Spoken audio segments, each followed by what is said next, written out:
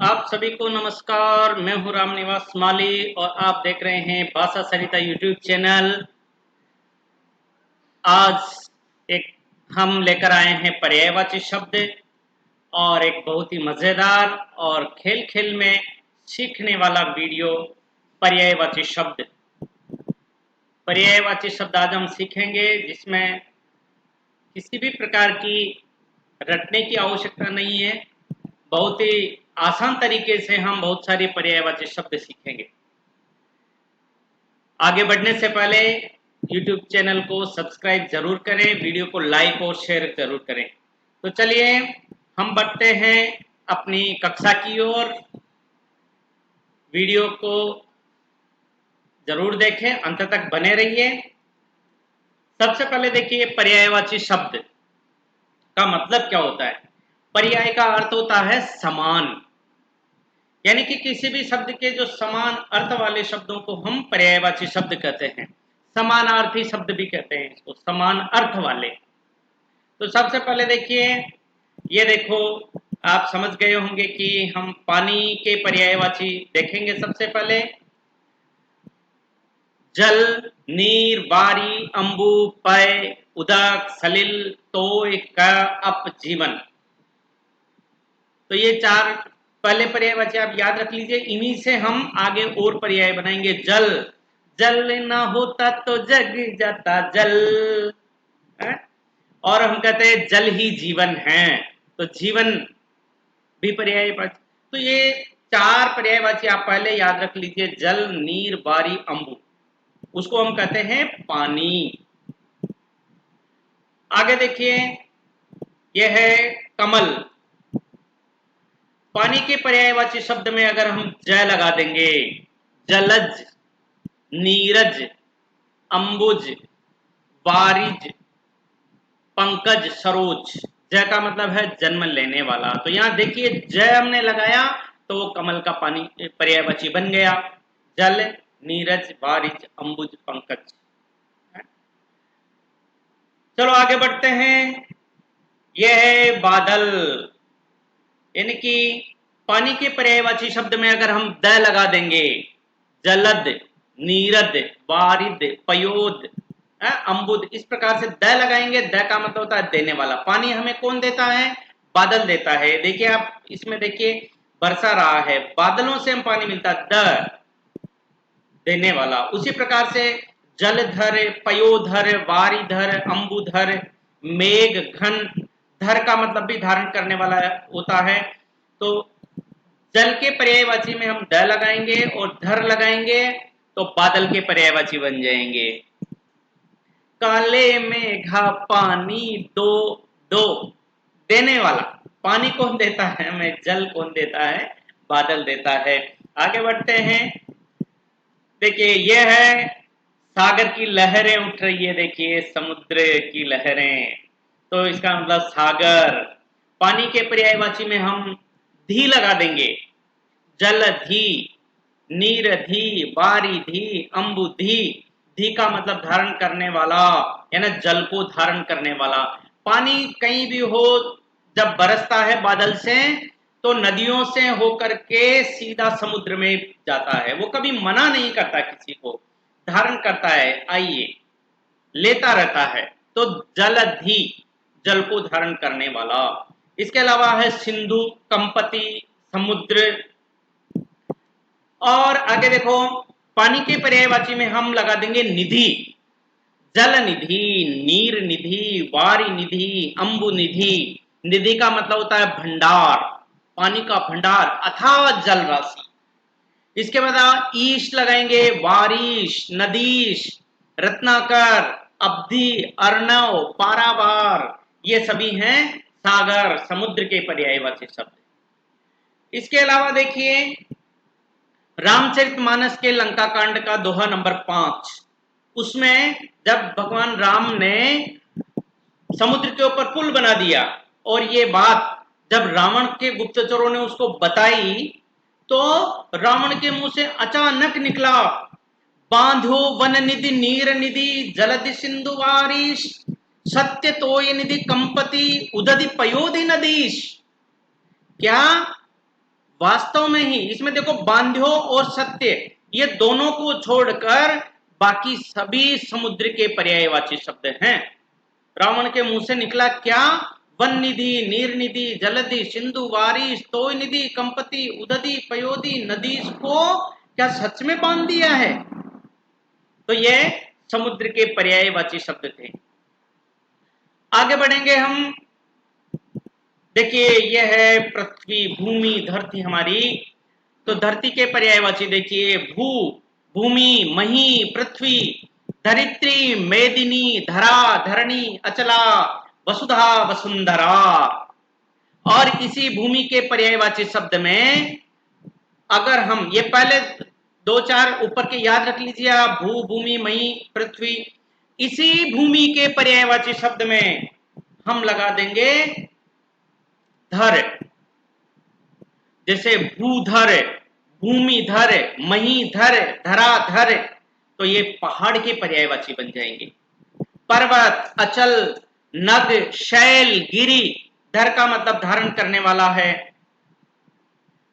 इसी के आगे बढ़ते हैं और है राजा, यानी जो धरती है, भूमि है, इसके पर्यायवाची शब्दों में हम पति लगा देंगे।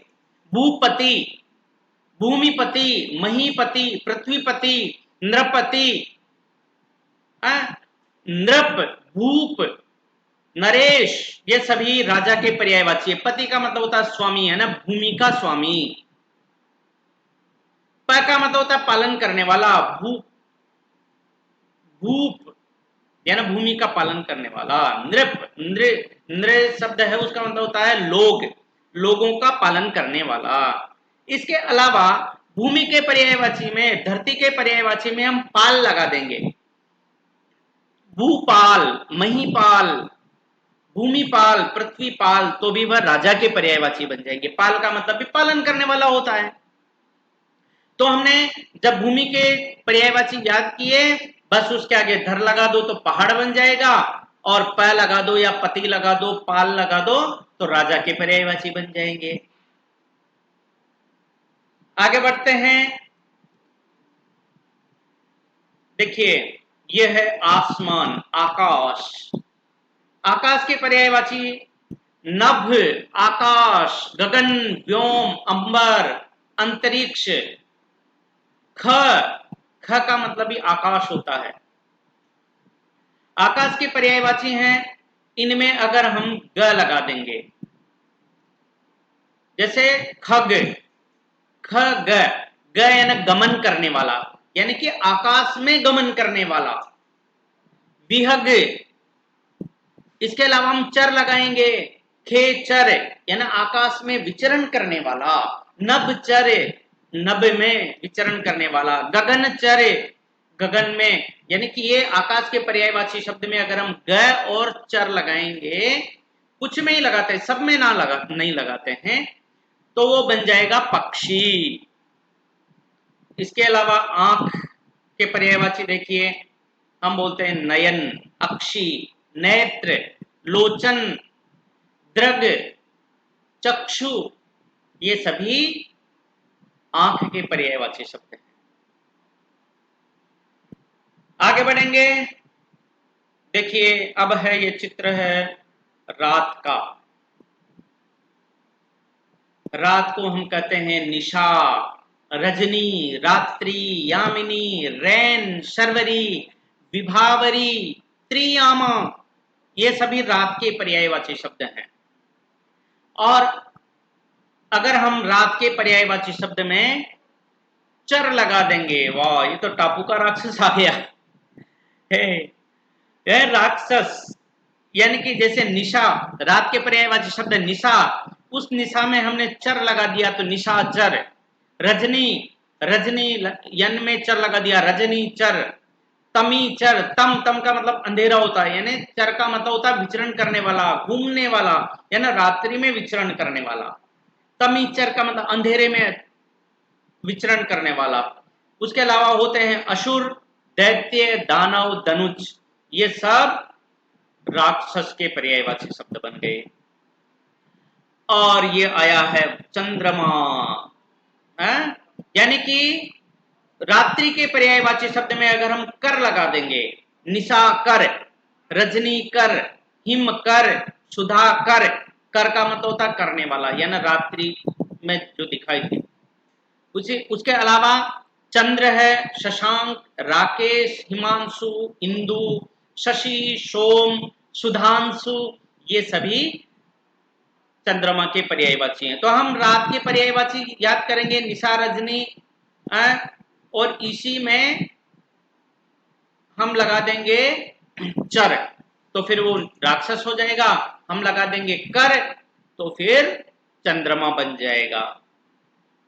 तो रटने जैसी बात नहीं है, सिर्फ थोड़ा थोड़ा हमें परिवर्तन करना है। आगे बढ़ते हैं, और यह है सूरज चमक रहा है। दिन, दिन, दिवा, वासर, वार, ये सभी दिन के पर्यायवाची हैं। और इन दिन के पर्यायवाची में अगर हम कर लगा देंगे तो ये बन जाएगा सूरज। जैसे दिनकर, दिवाकर, तो ये बन जाएगा सूर्य। रवि, भानु, मार्तंड, सहस्त्रांशु, सविता, अर्क, अंशुमाली, भास्कर, भास्वर, ये सभी सूरज के पर्यायवाची हैं, सूर्य के पर्यायवाची हैं। तो दिन के पर्यायवाची में हम कर लगाएंगे, दिनकर, दिवाकर, और इसके अलावा सूर्य, रवि, भानु हम याद रखेंगे। चलो आगे बढ़ते हैं। वाव, वृक्ष, पेड़, पेड़ की छाया में पर्यावरण बचाओ, हैं? तरु, वृक्ष, द्रुम, पादप, विटप, अगम, साखी, ये सब पेड़ के पर्यायवाची हैं। देखिए, पादप का मतलब पादे पिबती, यानी कि प का मतलब होता है पीना,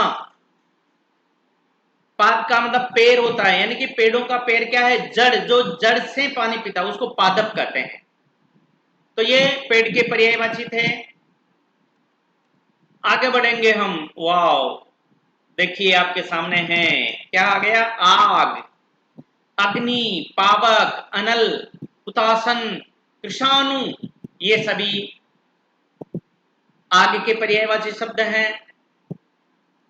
इसके अलावा है ये वायु, हवा, हवा को देख नहीं सकते, महसूस कर सकते हैं।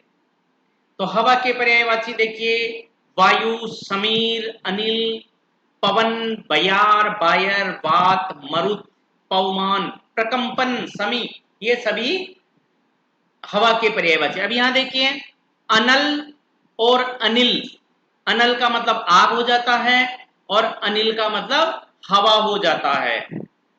गोस्वामी तुलसीदास जी ने एक रामचरितमानस में एक चौपाई के अंदर पूरा हमारा जल चक्र बता दिया है। उन्होंने लिखा है रामचरितमानस में, सोई जल अनल अनिल संघाता, होई जलद जग जीवन दाता।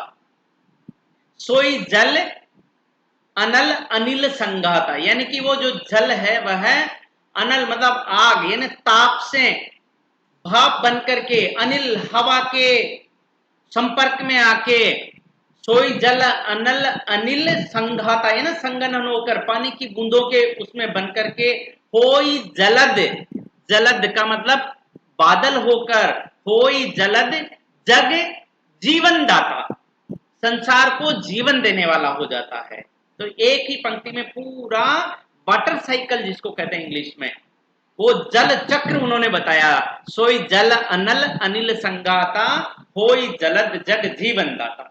तो ये अनल का मतलब आग होता है, अनिल का मतलब हवा होता है। आगे बढ़ेंगे, देखो ये हमारा हाथ, हाथ के पर्यायवाची देखेंगे हम, कर, हस्त, हथेली, पानी, कर बोलते हैं ना, करतलवाद, करतलवाद, हस्त, हाथ, हथेली, ये सभी हाथ के पर्यायवाची शब्द हैं।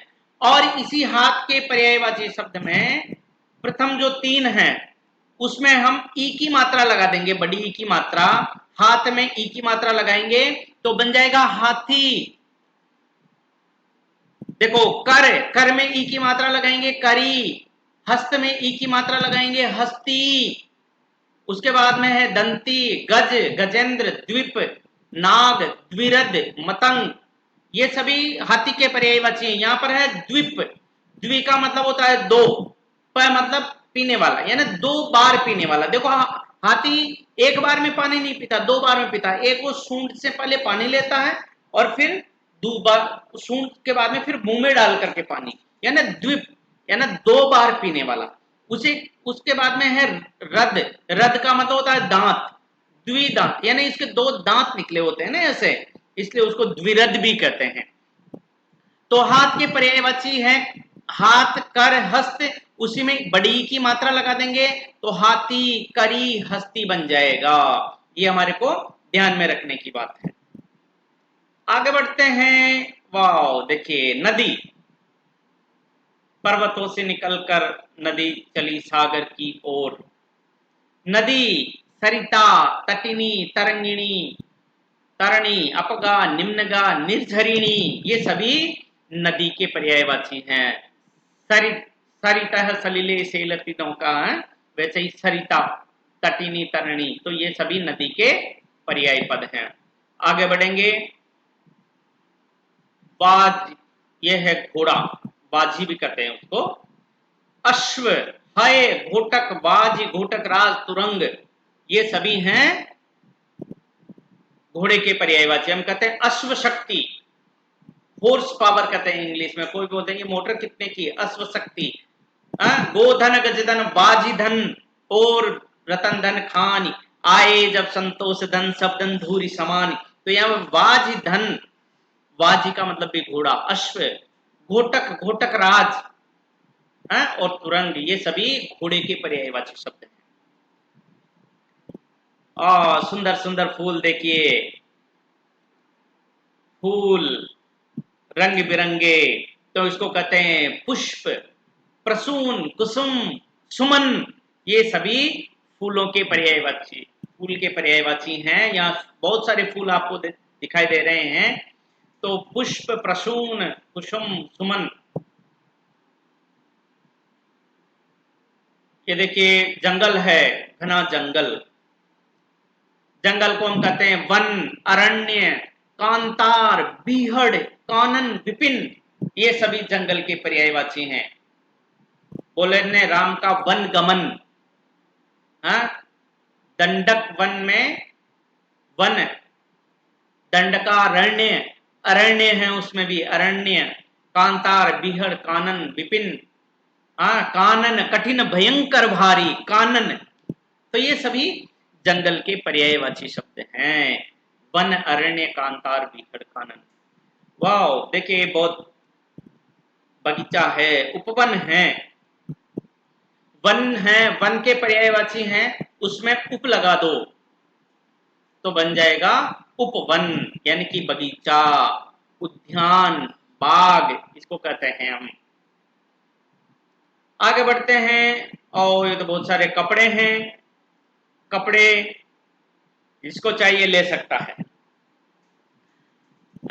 वस्त्र, वसन, पट, अंबर, चीर, चीर हरण, द्रौपदी का चीर हरण, अंबर, हम बोलते हैं पीतांबर, भगवान श्री कृष्ण पीतांबर धारण करते हैं, पीत अंबर, तो ये अंबर का मतलब आकाश भी होता है, अंबर का मतलब वस्त्र भी होता है, कपड़ा भी होता है, वसन। आगे बढ़ेंगे। वाह, जंगल का राजा आ गया ये तो। शेर, सिंह, वनराज, केसरी, मृगेंद्र, मृगराज, नखायुध, यह है शेर, जंगल का राजा, वनराज यानी वन का राजा, स्वयमेव मृगेंद्रता, मृगेंद्रता यानी खुद ही राजा बन रहा है, इसका राज तिलक किसी ने नहीं किया फिर भी राजा है। तो सिंह है, वनराज, केसरी, मृगेंद्र, मृगराज, मृग का मतलब यहां पर केवल हिरण नहीं है, मृग का मतलब जानवरों से होता है, तो जानवरों का राजा, मृगेंद्र, मृग प्लस इंद्र बन जाएगा, यानी जानवरों का स्वामी, वो होता है मृगेंद्र, शेर। ये आ गया, देखिए हिरन, इसको कहते हैं मृग, हरिण, कुंज, कुरंग, सारंग, सुरभि, ये सभी हिरन के पर्यायवाची हैं। मृग, एक हिरन को भी कहते हैं, लेकिन मृग जो है वो सारे जानवरों को भी प्रतिपादित करता है, वो जानवरों के रूप में भी लिया जाता है उस शब्द को। तो हरिण, कुरंग, सारंग, सुरभि, मृग, ये सभी हिरन के पर्यायवाची शब्द हैं। ये है तालाब, सरे, सरोवर, तड़ाग, पुष्कर, पोखर, ये सभी, राजस्थान में पुष्कर नाम का एक स्थान भी है। सर, सरोज कहते हैं कमल के पर्यायवाची को, यानी सर जो है तालाब है उसमें जन्म लेता है, इसलिए सरोज कहते हैं। सरोवर, रामायण में पंपा सरोवर के उसमें आया है। तड़ाग, पुष्कर, पोखर, ये सभी तालाब के पर्यायवाची हैं। आगे बढ़ते हैं। वाह, ये तो क्या आ गया, सांप है, ऐसे करके, सांप, इसको कहते हैं भुजंग, सर्प, विषधर, फणी, फन रहता है, ब्याल, उरग, पन्नग, नाग। उरग, उर का मतलब होता है छाती, ग का मतलब गमन करने वाला, छाती के बल जाता है ना इसे, तो ये सांप के पर्यायवाची है। भुजंग, सर्प, विषधर, विष को धारण करने वाला, विष यानी जहर को जो धारण करता है वो विषधर है, तो ये सांप के पर्यायवाची थे। आगे आ जाइए। वाह, एक घर आ गया है। घर, ग्रह, भवन, सदन, निकेतन, आवास, आलय, गेह, निलय, आगार, निवास, ये सभी घर के पर्यायवाची शब्द हैं। इसमें गृह, भवन, सदन, निकेतन, ये सभी घर के पर्यायवाची शब्द हैं। आगे बढ़ेंगे। शत्रु, शत्रु को कहते हैं दुश्मन, अरि, रिपु, ये सभी शत्रु के पर्यायवाची हैं। उसके बाद में है माता, मां, जननी, जन्मदात्री, जन्मदायिनी, मातृ, अम्बा, जननी, जन्मभूमिश्च स्वर्गादपि गरीयसी, जननी यानी जन्म देने वाली मां, तो माता, मां, जननी, जन्मदात्री, जन्मदायिनी, मातृ, अम्बा, ये सभी माता के पर्यायवाची शब्द हैं। आगे बढ़ेंगे। पिता, पिता, जनक, पितृ, तात, जन्मदाता, ये सभी पिता के पर्याय पद हैं।